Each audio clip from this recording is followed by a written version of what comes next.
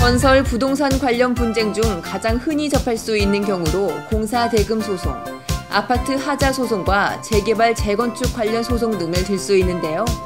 특히 다양한 도시 개발 계획들이 본물처럼 쏟아지며 신축 또는 재건축 건물들이 우후죽순 들어서서 소송이나 분쟁이 일어나는 경우도 많아지고 있습니다. 하지만 잘못된 대처로 제대로 된 권리 찾기가 이루어지지 않고 있어 많은 사람들이 어려움을 겪고 있습니다. 안녕하세요. 2010 전문 변호사를 만나다의 이금진입니다. 시공사가 공사를 끝마쳤음에도 불구하고 공사 대금을 받지 못했거나 또는 큰맘 먹고 내 집을 마련했는데 그 집에서 하자가 발견됐을 때 어떻게 해야 할까요? 그냥 두자니 참 눈엣 가시이고 적절한 보상과 보수를 받자니 적절한 방법을 몰라서 헤매는 경우 참 많은데요. 이러한 분들에게 나침반 역할을 해주시는 분이 계십니다. 바로 법무법인 한반도의 김채영 변호사님이신데요. 지금부터 만나보시죠.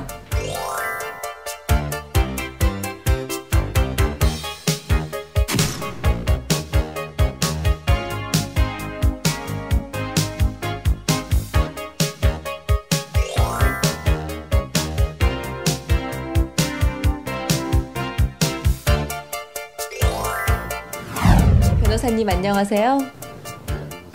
먼저 만나 뵙게 돼서 반갑습니다. 본격적으로 말씀을 나누기에 앞서 먼저 법무법인 한반도에 대해서 간략한 소개 말씀 부탁드립니다.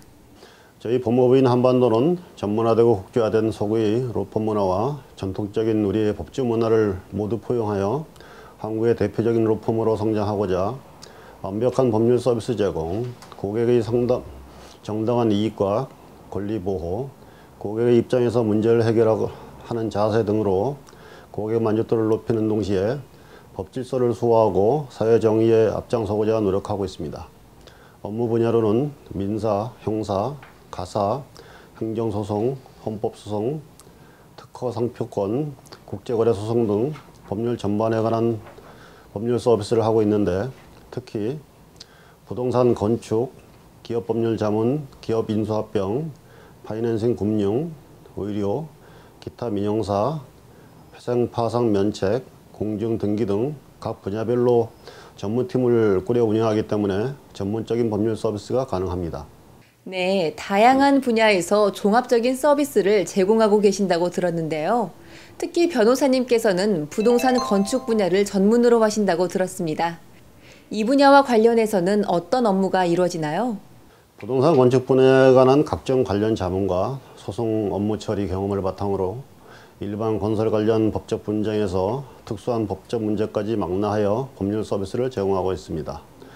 부동산 건축이 밀접한 관련을 갖고 있지만 건축공사와 관련해서는 시공사가 하게 되는 공사대금 청구, 또 발주자가 하게 되는 관련 공사의 하자 보수 청구, 하자 보수 보증금 청구, 지차상금 청구, 미시공공사에 대한 공사대금 감액 청구, 제3자와 관련된 일주권, 조망권, 소음, 진동 등과 관련된 손해배상 청구 등 건설 분쟁 전반에 관하여 법률 자문과 소송 업무를 수행하고 부동산에 관하여는 부동산 거래에 관한 계약서의 검토와 작성, 컨설팅 업무, 경매, 소유권 등과 관련된 소송, 재개발, 재건축과 관련된 자문 및 소송 등을 수행하고 있습니다. 건설 부동산 소송이 다른 일반적인 민사소송과 다른 특색이 있다면 무엇인가요? 건설 분쟁의 발생 원인은 건설공사 계약의 이행이 상당히 긴 기간 동안에 걸쳐 이루어지고 재무 이행의 구체적인 내용을 확정 짓는데도 곤란한 점이 많고 또 공사도급 계약의 내용이 애초부터 부실하다는 점, 또 설계 시공상 건축주와 시공자의 느낌과 선호도가 달라서 완성물에 대한 기대가 서로 다르다는 점, 또 장기간에 걸쳐 복잡 다양한 공정을 거치므로 처음 계획하고는 달리 변경 시공이 불가피하다는 점, 또 건축 화재 발생 시 원인이 다양하고 복잡하여 그 판단이 곤란하다는 점 등으로 인하여 필연적으로 분쟁이 발생하게 됩니다. 따라서 건설 분쟁은 쟁점이 많고 복잡하고 시간이 경과함으로써 증거가 소멸되거나 가치가 감소하여 증거가 부족하고 분쟁이 발생하면 후속 공사를 못하는 경우가 많아 시간 경과 그 자체로 치명적인 손해가 발생하고 투자한 금액이 고액이기 때문에 감정 대립이 심한 편이고 또 객관적인 증거 없이 일방적인 증거로 주관적 판단을 내세워 무리한 주장을 하는 경향이 강합니다. 변호사님께서는 건설 공동수급체와 관련된 논문을 쓰셨는데요. 이 건설 공동수급체와 관련해서는 어떤 법률적 문제가 있나요? 우리나라에서는 1960년대 이후 건설공사 규모가 커지면서 나타나기 시작했고 1983년 3월 예산회계법 시행령에서 중소건설업체의 수주기회를 확대하고 기술 습득을 지원하고자 제도적으로 도입하게 되었는데 아직까지 그 제도에 관한 연구 부족으로 계약 내용에 대한 모순이 많고 법제도와 현실 간에도 괴리가 큰 상태입니다. 이로 인해서 발주자와 공동수급체 간의 공사대금 청구 및 선급금 반환, 시공 및 하자담보 책임 문제, 또 공동수급체 내부 간 공사대금이나 이익의 분배 및 책임 문제, 또 제3자와 관련된 하도급대금, 자재대금 청구, 가압류 등 강제집행 문제 등으로 분쟁이 끊이지 않았습니다. 따라서 이러한 분쟁을 공평히 해결하고 활성화시켜 중소기업의 수주기회를 더 확대하였으면 하는 바람으로 연구 작성하게 된 것입니다. 또한 변호사님께서는 아파트 하자 소송과 재개발 재건축 관련 소송도 다루신다고 들었는데요. 우선 아파트 하자 소송은 어떤 식으로 진행되나요? 아파트 하자 소송 절차를 살펴보면 입주자 대표회의에서 시공사의 하자 발생 사실을 고지하고 하자 보수 요청을 하였음에도 그 하자에 대한 보수를 제대로 받지 못하는 경우에 하게 되는데 그러한 경우에 하자 소송 여부를 입주자 대표회의에서 결의하면 그에 따라 입찰이나 수의계약을 통해 소송 대리인은 변호사나 법무법인을 선정한 뒤 소송을 진행하게 됩니다. 요즘은 주민들이 권리 주장이 강하고 입도위에서는 소송과 관련한 이의나 뒷말을 듣지 않기 위해서 입찰의 형식을 많이 띠는 경향이 있습니다. 저도 하자 소송을 준비하는 입도위에서 아파트에 대한 하자 소송을 준비 중이니 입찰에 응하라는 연락을 받은 적이 많이 있습니다. 그렇다면 하자 소송의 원인이 되는 하자의 종류에는 어떤 것들이 있을까요? 아파트도 물건에 해당되기 때문에 하자 담보 책임을 지게 되는데 그 하자의 내용으로는 완성된 건축물의 사용 중에 공사의 부실로 발생하는 동상의 하자, 또 예정된 공정이 모두 종료하였으나 건물의 주요 부분이 아닌 공사가 누락된 미시공, 당초의 계약 내용을 임의로 변경하여 시공한 변경 시공 등이 있습니다.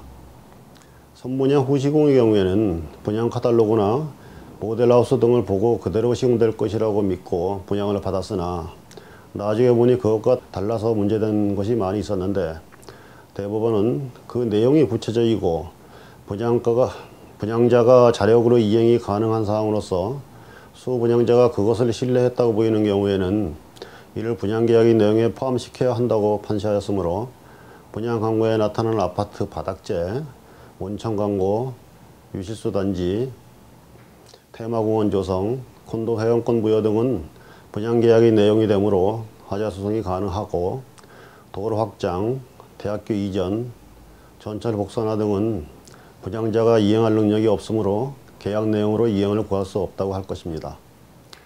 하자보수 의무는 사업 주체는 사용검사 후의 하자는 물론 사용검사 전의 하자에 대해서도 책임을 지지만 보증회사는 사용검사 후의 하자에 대해서만 보증을 하기 때문에 사용검사 전의 하자에 대해서는 보증 책임이 없게 됩니다. 하자 소송을 준비하는 사람들의 주된 관심사는 아무래도 하자 소송의 비용과 시간일 텐데요. 이 하자 소송에 소요되는 시간과 비용은 어느 정도로 예상하면 될까요? 우선 소요기간은 소장 접수가 1, 2주일, 감정기간이 4, 5개월, 소장 접수 완료해서 1심 판결시까지 1년 전후가 걸리고 항소심은 8개월 전후, 상고심은 심리불속 행시는 6개월, 실질 심리 시에는 1년 정도 걸리는 것이 통상적이지만 요즘은 감정보고서가 도달된 이후에 사실조회 등으로 소요되는 시간도 제법 긴 편입니다. 그러나 1심 재판 단계에서 조정으로 끝나는 경우도 많고 1심 판결을 수용하여 항소를 하지 않는 경우도 많이 있습니다. 또 소송 비용에는 법원에 내는 인지대 송달료와 감정비용, 변호사 소임료 등이 포함되는데 그중 감정비용과 변호사 수임료가 가장 큰 비중을 차지합니다.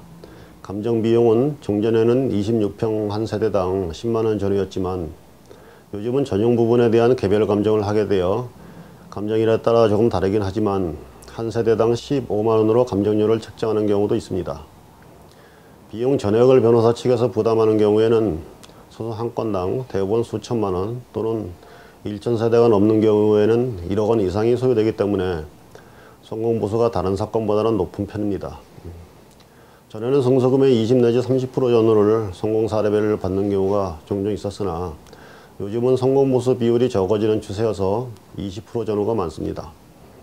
만약 소송 비용을 아파트 측에서 부담하는 경우에는 감정료 이외에 변호사 착수금 500에서 1000만 원 정도, 인지대 송달료 등이 수백만 원 정도 소요되고 변호사 성공사례금을 대부분 5% 내지 10% 정도로 책정을 하게 됩니다. 감정 비용이 수천만 원 또는 1억 원 이상에 달한다는 것이 참 놀라운데요.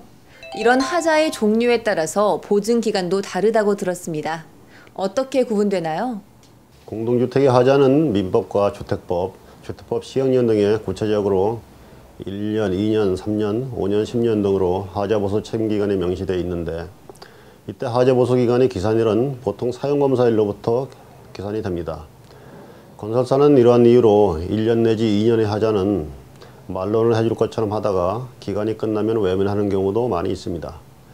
보증기간별 하자의 종류를 살펴보면 도배나 타일, 주방기구 공사와 같이 가정 내부에서 일어나는 하자나 미장, 공사, 창호공사 등은 1년, 바닥이 내려앉거나 축대가 내려앉는 포장, 옹벽, 배수, 통사 등 대지 조성공사 부분이나 전기, 가스, 통신공사, 수목의 고사와 같은 조경공사 부분의 하자가 2년, 설비 원자재가 바뀌거나 지붕공사, 옥상의 누수 등 방수공사, 승강기 공사, 비내력벽이 중대하지 않은 클랙 등의 경우는 3년, 보호, 바닥, 지붕 등 아파트가 무너질 만한 요인의 중대한 크랙은 5년, 기둥, 내력벽 등 수직지대의 크랙이 10년 이내에 보상받을 수 있는 하자로 정리할 수 있습니다. 그렇다면 하자 보수를 제대로 받기 위해서 주의해야 할 점에는 어떤 게 있을까요? 하자 보수를 겪어보지 않으신 분들은 법으로 명시된 하자 보증 기간이 지나도 하자가 발견되면 추가 보수 요청이 가능하고 용이하게 하자 보수가 이루어질 것으로 생각하지만 실제는 그렇지 않습니다. 예외적으로 하자 보증 기간이 종료됐음에도 새롭게 하자 처리를 할 수 있는 사안은 인허가 당시 법률에 의해 완벽히 불법 시공임을 입증할 수 있는 사안이나 사업 승인 또는 준공설계 도면과 완전히 다른 내용으로 불법 또는 부실 시공된 경우뿐입니다. 따라서 아파트 관리사무소나 입대위에서는 하자가 발생하면 단순히 전화를 하여 하자 보수 요청을 하는 것에 그치지 말고 가능하면 내용증명우편으로 통보나 요구를 하고 또 사진 촬영 등을 해두어서 하자가 발견되는 대로 자료를 계속 만들어 보관해 두어야 합니다. 많은 분들은 하자 보수 기간과 관련하여 위 하자 보수 책임 기간 내에 하자 보수를 받아야 한다고 오해를 하고 하자 보수 청구나 소송을 서두르시는 경우가 많이 있는데 위 기간은 하자 발생 기간으로서 그 기간 내에 발생한 하자에 대하여 하자 보수를 요구하는 내용 증명을 보내놓기만 하면 되고 실제 보수를 받는 것은 하자 발생 시로부터 시작하는 수물 수요 기간인 5년 또는 10년 이내에 받으면 되는 것입니다. 즉 시공사의 하자 보수 의무 존속 기간은 5년 내지 10년이 되는 것입니다. 지금까지 아파트 하자 보수 소송과 관련해서 좋은 정보 주셨는데요. 변호사님께서는 재개발, 재건축 관련 소송도 많이 다루신다고 들었습니다. 먼저 재개발, 재건축의 정확한 의미는 무엇인가요? 일반 분들은 보통 재건축과 재개발을 혼동하기 쉬운데요. 심지어 같은 사업이라고 생각하기도 합니다. 재개발과 재건축은 모두 도시 및 주거환경정비법, 즉 도정법에 근거하고 있고 노후 불량 건축물이 밀집된 지역에서 주거환경을 개선한다는 것은 같고 절차도 거의 대동소이하지만 가장 큰 차이점은 대상 지역의 기반시설 수준으로서 정비 기반시설이 열악한지 양호한지 여부이고 그 외에 요건, 성격, 공급 대상 등에서 다릅니다. 재개발은 도시계획 차원에서 강조되고 시행 주체가 시장, 군수, 지정개발자가 단독으로 될 수도 있고 주택 규모를 시도 조례에서 규정하고 공급 대상이 토지나 건축물 중 하나만 소유하고 있어도 되고 임대주택을 건설해야 하고 국가나 지자체에서 보조금 지급도 가능하고 토지 수용도 가능합니다. 재건축은 단순히 주택 공급을 목적으로 하고 있고 시행 주체가 재건축 조합 단독이나 시장 등과 공동 시행의 형태로 제한되어 있고 주택 규모를 자율적으로 결정하고 공급 대상이 토지 및 건물을 동시에 소유하고 있어야 하고 임대주택을 반드시 건축해야 하는 것은 아니고 국가 등의 보조금 지원이 없고 토지 수용을 할 수 없고 단지 매도 청구만 가능합니다. 최근 강남 재건축 단지 조합원들이 재건축 사업성이 불투명하다며 아파트를 분양받지 않고 현금 보상을 받기 위해서 전례 없는 법적 분쟁을 벌이고 있는데요. 이러한 현상에 관해서 어떻게 생각하시나요? 현재 재건축 추진 중인 강남 아파트들은 대부분 고층 건물로서 용적률이 190% 정도 되는데 재건축 건물의 용적률이 220% 정도 된다고 해도 증가되는 정도가 기존의 다른 지역의 5층 아파트를 재건축하는 것에 비하여 증가되는 것이 별로 없습니다. 그러다 보니 정비사업비 등은 다른 곳과 유사하게 납부를 하면서도 일반 분양분이 적기 때문에 비례율 내지 분배율이 적어져서 재건축 실익이 별로 없기 때문에 그런 현상이 발생하는 것입니다. 금년에 시행 인가가 난 대치동 모 아파트도 유사한 경우에 해당된다고 볼 수 있습니다. 앞으로도 더욱 다양한 모습의 재건축 분쟁이 대두될 것 같은데요. 이러한 법적 분쟁을 피하기 위해서 조합과 조합원들이 각각 어떻게 사업을 진행해 나가야 될까요? 재건축 사업을 성공적으로 진행하기 위해서는 우선 시행 추진을 하려는 사람들이 시간을 가지고 그 정비구역 안에 거주하는 주민들과 꾸준한 토론을 하고 협상, 설득하는 과정을 거치는 것이 무엇보다 필요합니다. 그러한 과정을 거치지 않고 일부 주민들이 추진위를 결성하여 무리하게 사업을 추진하다 보면 자칫 뜻하지 않게 삶의 터전을 잃게 되는 주민이 발생하고 그러한 과정에서 사업 시행이 발목이 잡혀 시행도 못하고 10여 년 이상을 허송세월을 하는 경우가 종종 있습니다. 또한 사업 수행을 함에 있어서 조금이라도 문제의 소지가 있는 것이 있다면 관련 기관이나 법률 전문가에게 미리 자문을 얻어 수행해야 할 것입니다. 자문을 얻지 않고 수행을 하다가 문제가 발생하고 난 이후에 해결책을 찾게 되면 시행 주체가 원하는 결과를 얻지 못할 수도 있고 설사 시행 주체가 원하는 결과를 얻는다고 하더라도 그동안 사업 수행이 지체되어 그 자체로 막대한 손해가 발생하게 되는 것입니다. 변호사님께서는 경매와 관련된 책도 쓰셨던데요. 경매로 물건을 취득할 때는 어떤 이점이 있을까요? 경매로 취득하는 경우에 크게 두 가지 이점이 있습니다. 첫째는 감정 가격이 통상의 매매 가격보다 저렴하게 산정되고 또 한 번 유찰될 때마다 2 내지 30%씩 감액된 금액에 입찰이 되기 때문에 매매 계약에 의한 경우보다 저렴하게 구입할 수 있는 이점이 있습니다. 둘째, 제한 물건 등의 권리가 정리된 권리관계가 복잡하지 않은 물건을 취득하게 됩니다. 기존의 권리관계로 등기부에 공시됐던 근저당권, 전세권, 임차권, 가압류 등의 권리들이 낙찰로 인하여 대부분 말소되기 때문에 속칭 등기 세탁된 물건을 취득할 수 있게 된다는 것입니다. 헌법소송을 해서 금년에 위헌 판결을 받으셨다고 들었는데요. 그 헌법소송의 내용은 무엇이고 그 의미는 어떤가요? 행정사법 시행령 4조 3항에 행정안전부 장관이 행정사의 수급 사항을 고려하여 시험 여부를 결정할 수 있도록 규정되어 있기 때문에 건국 이래 현재까지 우리나라에서 행정사 시험이 전혀 시행된 적이 없었습니다. 그리하여 경력에 의해 자동으로 취득되는 경우 외에는 경력이 없는 사람이 시험을 통해서 행정사가 될 수 없었고 되고 싶어도 될 방법이 전혀 없었습니다.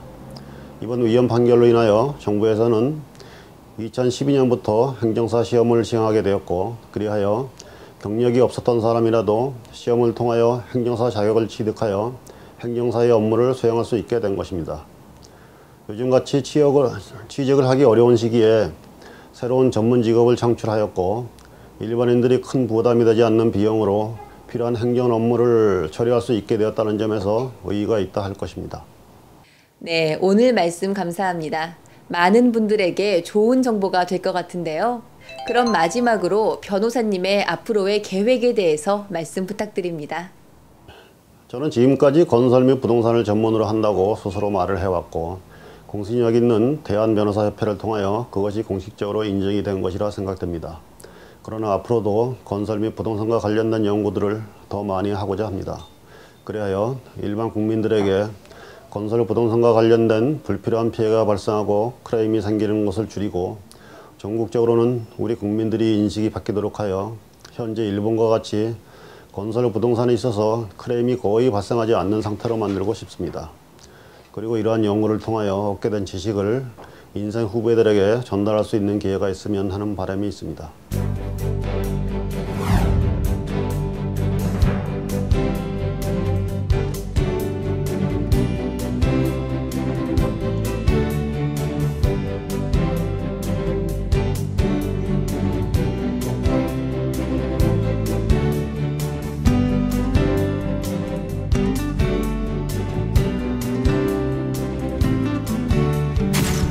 오늘은 법무법인 한반도의 김채영 변호사님을 만나 뵙고 아파트 하자와 재개발 재건축과 관련해서 많은 도움 말씀 들어보았습니다.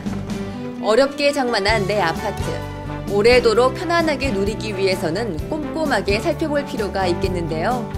특히 보증기간에 유념을 해서 제때에 적절한 보상과 보수를 받을 수 있도록 노력해야겠습니다. 앞으로도 많은 분들의 답답한 가슴을 시원하게 뚫어주실 김채영 변호사님의 활발한 활동을 기대합니다.